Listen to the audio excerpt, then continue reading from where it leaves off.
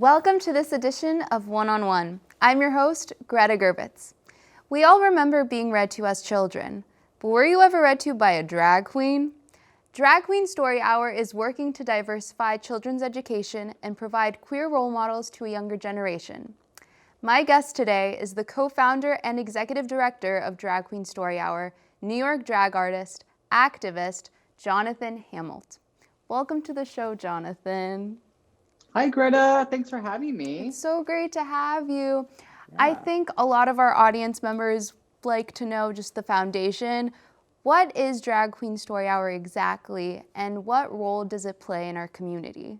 Of course, Drag Queen Story Hour is exactly like it sounds. It's drag queens and kings who read to kids in public schools and libraries and bookstores, basically anywhere we can get kids and drag artists together. And we use the art of drag to spread literacy and love and tolerance and acceptance for a lot of different people. And with over 50 chapters, DQSH has really taken over on a national and international scale. Could you tell us a little more about its history? Yeah, so, I'm sure people in costume have read to kids for centuries, but I can give you the HERstory of our organization, Drag Queen Story Hour. It was founded by writer and author Michelle T. She's a queer author and activist in the Bay Area. And as a young parent, she really wanted queer programming for her family.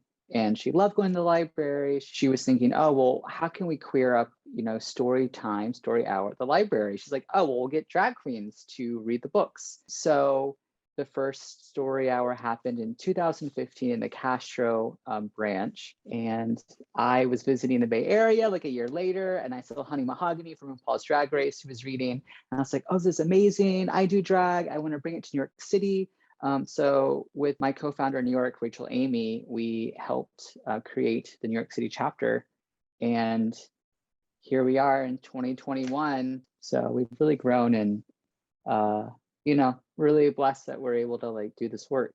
Obviously, at the heart of the organization is the community outreach of it. You kind of touched upon it briefly, but could you speak a little bit more about the kinds of events that DQSH offers and how that has shifted during the pandemic? We read kids' books, we sing kids' songs, we do arts and crafts activities in different communities and libraries or schools. But obviously, since the pandemic, we've had to switch everything. No one knew what Zoom was. So we kind of had to go back to the drawing board and figure out how we can do story hour on a virtual level. And we've done really well. We do digital events once a month for free on our Facebook page. We've been slowly having in-person events again in different communities. Speaking of which, I actually saw a virtual reading of Feminist Baby. Obviously, it relates to the name Drag Queen Story Hour. A big component of it is the literary component. What kind of books are read, and do they serve a part in supporting a larger message? Yeah, I mean, we read all different kinds of books depending on what our programming is. But, we touch on all different types of themes: anti-racism, diversity, the importance of inclusion, gender, different types of family structures. And our New York City chapter published our dragtivity book, which explains drag and gender to kids at a kid-friendly level. And you kind of mentioned this in the beginning of the interview, you actually being a drag queen yourself and starting the New York chapter. How has your experience been working with the kids and interacting with their families? Yeah, I mean, working with kids and their families is a really special, unique thing that I think a lot of drag artists don't usually do. People think of drag queens as in bars. So we brought that out of the nightclub into the daytime to the public and to the community. And, kids say the darndest things. They're very brutally honest and they don't hold back, and they're not, baked into societal norms yet.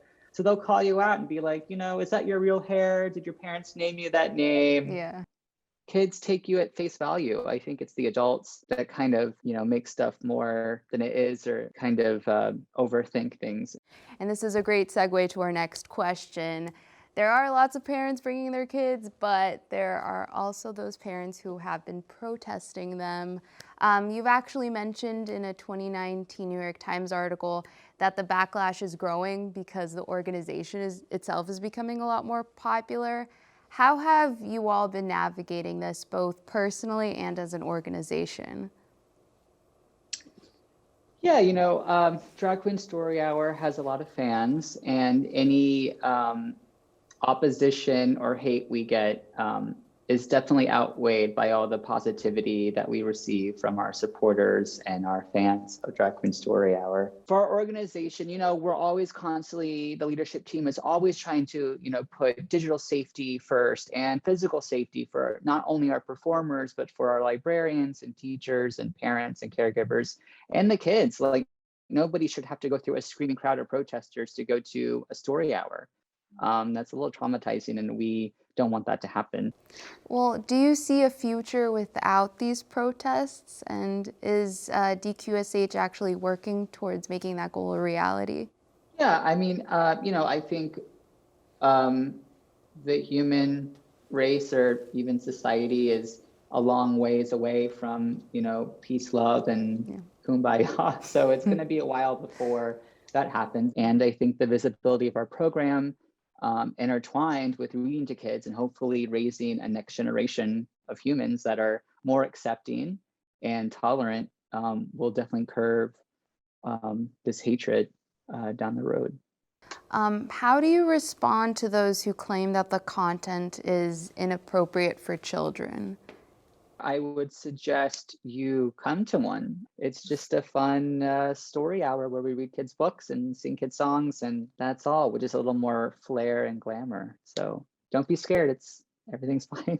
Well, Drag Queen Story Hour has been doing a lot with its HERstory. And what is next for the organization? How can more people support the cause in the future? Yeah, I mean, there's tons of ways to support our nonprofit. One is, check our local listings on our Facebook page, follow us, find out when the nearest story hour is near you or online. Come watch, come support.